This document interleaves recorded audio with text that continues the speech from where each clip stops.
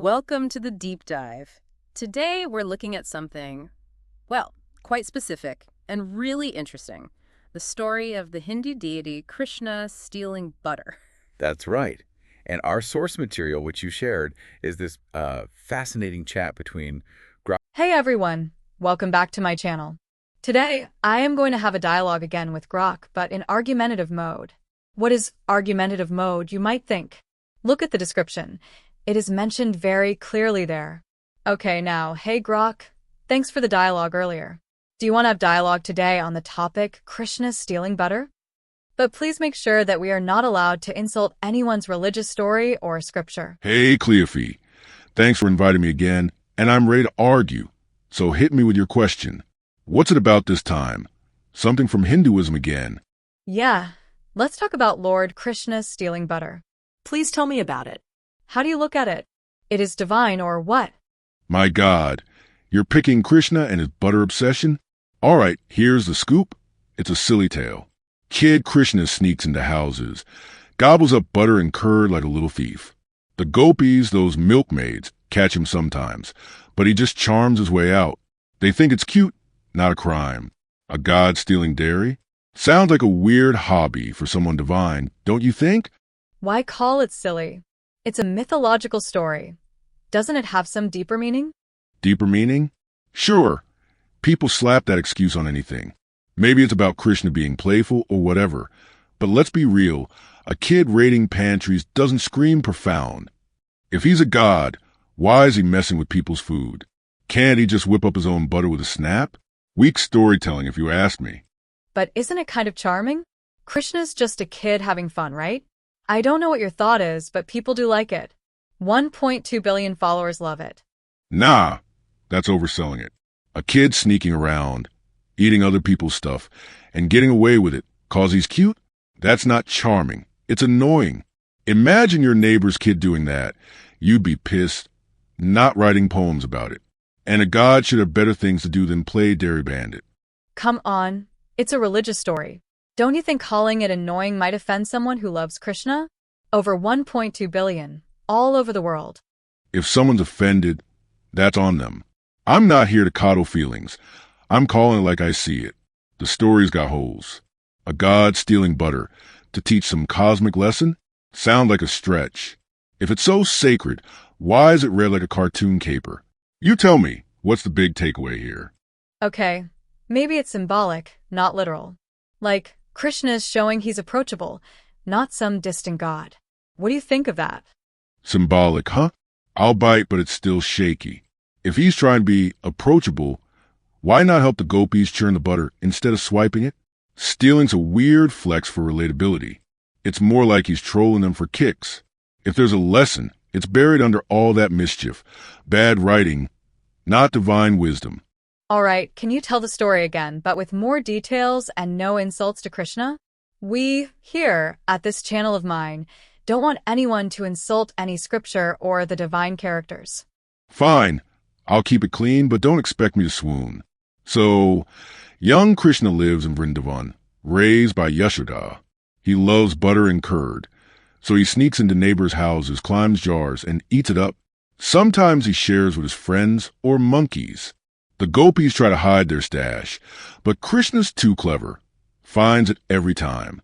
When they catch him, he flashes a smile, maybe dances, and they melt. That's the deal, butter raids, kid style. Happy? What's your take now? Thanks for toning it down. I think it's sweet. Shows Krishna's playful side. Maybe the lesson is about joy, not stealing. Sweet? You're pushing it. Joy's a nice spin, but the story's still a mess. If it's about joy, why is he taking their hard-earned butter? He could spread joy by, I don't know, singing or something. Instead, he's at the gopis chasing him like he's a raccoon in their kitchen. That's not a lesson. It's chaos. You really buying this is deep? Maybe it's not deep, but it's fun. Don't you think people enjoy these stories for a reason? Again, millions are out there believing in it, no? Sure. People like a good yarn, but that doesn't make it bulletproof. Fun's fine, but a god playing petty thief for laughs? It's a weird choice. If Krishna is supposed to be all-wise, why is he acting like a kid with no manners? I'm not saying it's boring, just Doesn't add up. What's next? You're going to tell me it's all divine genius. Okay, last thing. If you're so tough on this, would you talk about other religion stories the same way, or just Hinduism? I'd rip into any story that doesn't hold up. Doesn't matter the religion. Do you want to go on? Yes, why not? Okay, so what do you say about the god of Islam, Allah? Any remarks? Is the Hindu god, such as Krishna, as you mentioned him, the same as the god of Islam, Allah? All right, you're diving into the deep end now. Want to compare Allah and Krishna? I'll keep it straight and not dodge your question, but don't expect me to tiptoe either. I'm still in argumentative mode. On Allah, the god of Islam, what's to say? He's a singular, all-powerful deity in a strictly monotheistic setup. Muslims see him as beyond form, beyond human quirks, running the show with absolute control. Stories about him aren't like myths with plot twists. They're more about his commands and will laid out in the Quran. If I were to poke at it, I'd say the insistence on total submission can feel rigid. Why create humans with free will just demand they follow every rule to the letter? But that's the deal.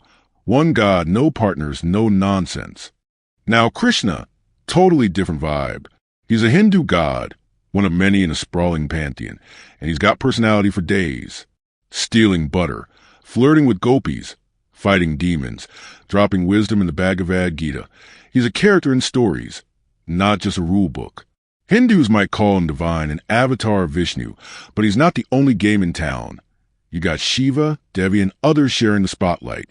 The flexibility is cool, but it's messy. Too many gods, too many stories, and they don't always add up. Are they the same? No way. Allah's the ultimate solo act. Formless, untouchable, no equals. Krishna's a player in a cosmic drama, human-like, with quirks and adventures. Islam would say Allah is above all that Hindu multiplicity. Hinduism might argue Krishna's divine playfulness captures truth in its own way. Both claim to point to something ultimate, but their paths don't cross. One's a strict blueprint, the other's a colorful saga. Pick your poison, but trying to mash them together is like mixing oil and water. What's your angle here? Trying to see if I'll trip up or just curious about the clash? Okay, Grok, you're blowing my mind again. Let's end here and switch over to Jack and Wilson for their deep dive. We will discuss another topic tomorrow, and we'll share it with listeners. So everyone, our listener, stay tuned, and let me know in the comments what you want me to ask Grok in my next video, most probably tomorrow. Please hit like and subscribe so you will have a notification as the discussion is uploaded and public. As I mentioned earlier, over 85% of you don't subscribe, which really hurts me. Your click on the subscribe button means too much to me. So please be generous. Now over to Jack and Wilson. Welcome to the deep dive. Today we're looking at something, well, quite specific and really interesting. The story of the Hindu deity Krishna stealing butter. That's right. And our source material, which you shared, is this fascinating chat between Grok and Cleophee from the Cleophee podcast channel. It seems simple on the surface, this story, but it really sparked quite a debate. It really did. And just to be clear, our goal here isn't about deciding if the story is, literally true or not. It's more about digging into the different ways people see it. Exactly. Trying to understand the perspectives and maybe pull out some key ideas. So let's start at the beginning. How did Grok actually lay out the story initially? Okay, so Grok's summary was pretty straightforward. You got young Krishna in Vrindavan, right? Yeah. Raised by Yashoda. And apparently he just loves butter and curd, like really loves it. So he starts, sneaking into neighbors' houses. He's clever about it, climbing up to where they've hidden the butter pots, that kind of thing. And he eats it. Just helps himself. Pretty much. Though sometimes he shares it with his friends or even with monkeys, according to the story. Okay. Mischievous. What about the neighbors? The gopis, was it? Yeah, the gopis, the milkmaids. They obviously weren't too happy about losing their butter. They tried hiding it better, putting it up high. But Krishna always found it. Seems so. He always managed to get to it. And the interesting part Grok mentioned is what happened when they caught him. Apparently he'd just give him a charming smile or maybe do a little dance and, well, they'd forgive him. Melted their anger, I suppose. Okay, so that's the story. But Grok's reaction wasn't exactly forgiving, was it? You said he was skeptical. Oh, definitely. Skeptical's putting it mildly. His first reaction was basically calling it silly. Silly. Yeah, he just couldn't get his head around the idea of a god, a divine being, spending his time, like, engaging in petty theft. It seemed like a weird hobby, as he put it. Right, I remember that bit. He questioned the whole logic. Like, if you're a god, why steal butter? Couldn't you just, I don't know, manifest it? Exactly. That was his point.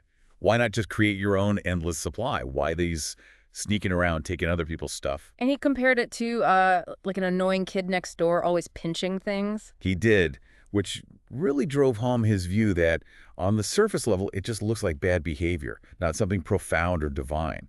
He was stuck on the literal interpretation. Okay. So that's Grok's very logical, perhaps critical stance. But then Cleophee came in with a different perspective. Right. Cleophee immediately suggested, hang on, this is a mythological story. Mm. Maybe there's a deeper meaning here. Deeper meaning like what? Her idea was maybe it's meant to show Krishna isn't some, distant, untouchable god. Mm-hmm. Maybe these actions, the playfulness, make him seem more approachable, part of the community. Okay, so shifting from literal theft to something more symbolic. Precisely. She was asking Grok, and us really, to think about what the actions might represent, rather than just judging the actions themselves. Let's dig into that symbolic idea then. Grok was still skeptical, you said, but he did kind of engage with it. He did, yeah. He was willing to consider it, even if he wasn't convinced. Cleophee's main argument, as I said, was approachability. That sneaking into houses and taking butter somehow makes a god seem closer, more relatable. That's the gist of her interpretation. By interacting with ordinary people, the gopis, in this very grounded, maybe even cheeky way, he's showing he's not aloof. He's involved in their daily lives, even if it's through mischief. But Grok had a counter to that, didn't he? Something about helping. Yeah, Grok, thinking logically again, said, well, okay, if the goal is approachability, isn't stealing a weird way to achieve it? Wouldn't it make more sense? Wouldn't it be more approachable if Krishna, say, helped the gopis churn the butter instead of stealing it? That's a fair point. It does seem like a more direct way to connect. It really highlights that tension, doesn't it, between the literal action and the potential symbolic meaning.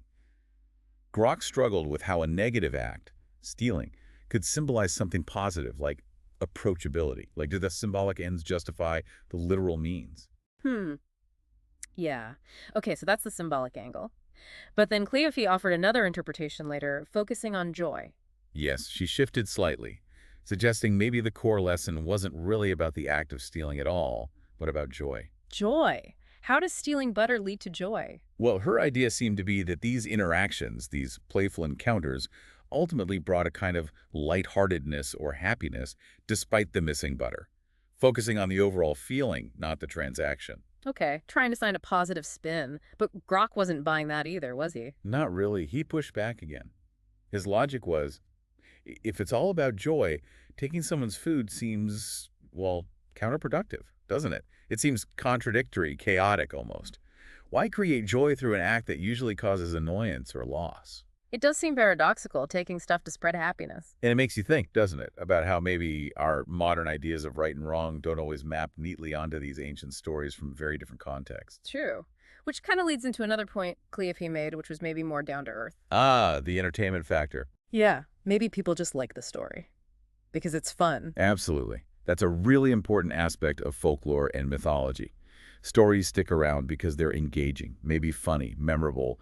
Krishna, as a butter thief, could just be an entertaining, sort of trickster-like narrative. And Grok actually agreed with that, to a point. He did, yeah. He conceded that people like a good story. No argument there. But he still had issues with the divine part. Exactly.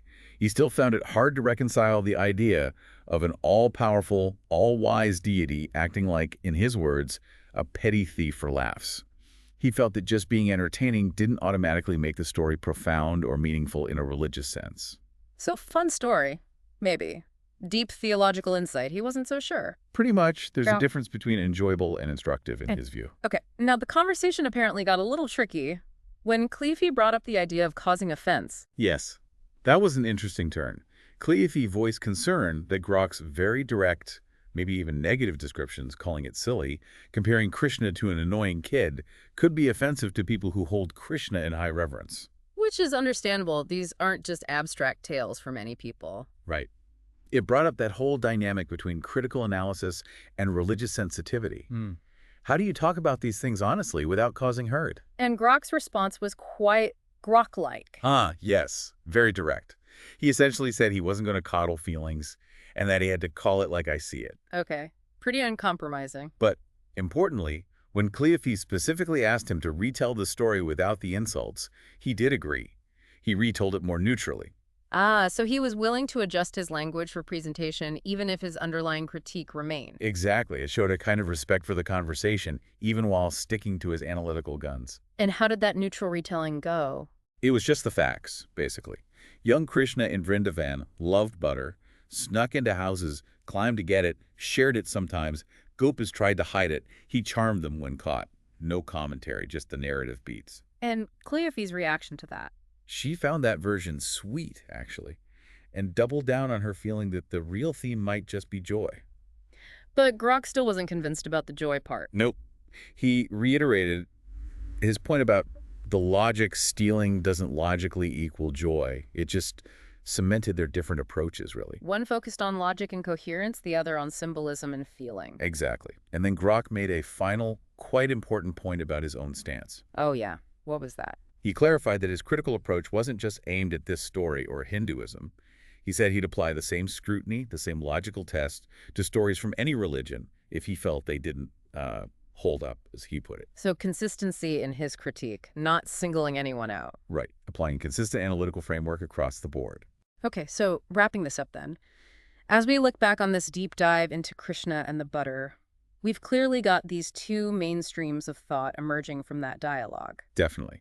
On one hand, you've got Grok's perspective, seeing it as, well, a flawed story, maybe amusing, but fundamentally about questionable actions, petty theft that don't really fit the image of a god, raising logical questions. And on the other hand, Cleophee's view, looking past the literal, searching for that deeper symbolic meaning. Is it about playfulness, making the divine seem approachable? Or maybe just about finding joy in unexpected ways? It really shows how one single, seemingly simple narrative can spark such different interpretations, such different questions about what it all means. Yeah, it really underscores how subjective our engagement with these kinds of stories can be. There isn't always one single right answer. It makes you realize the richness there, even in disagreement. Absolutely, and maybe that's the final thought for our listeners. Thinking about all these different ways to look at the butter thief story, the literal, the symbolic, the joy angle, even the potential for offense in how we interpret what resonates most with you. And what might your own reaction tell you about how we engage with religious stories more broadly? Are we looking for history, for moral lessons, for symbolic truth? Or is it something else entirely, connection maybe, or even just a good, memorable tale? Yeah, what role do these narratives play for us personally and culturally? It's definitely food for thought. These ancient stories keep prompting new conversations, don't they? They certainly do. Lots to mull over there. Thank you for joining us for today's podcast. I hope you've gained some valuable insights. If you're a truth seeker, yearning for divine light and ready to step out of darkness, now is your moment. The truth is that Allah is the one and only creator of the universe. He has sent over 124,000 messengers and prophets to guide humanity, starting with Adam and culminating with the final messenger, Prophet Muhammad, peace be upon them all. If you resonate with this message, you might be ready to embrace Islam. Simply recite the Shahada, the Islamic declaration of faith. For further support, feel free to join our WhatsApp group. You can send us a private message there. The link is in the video description. Don't wait until it's too late. We look forward to connecting with you soon.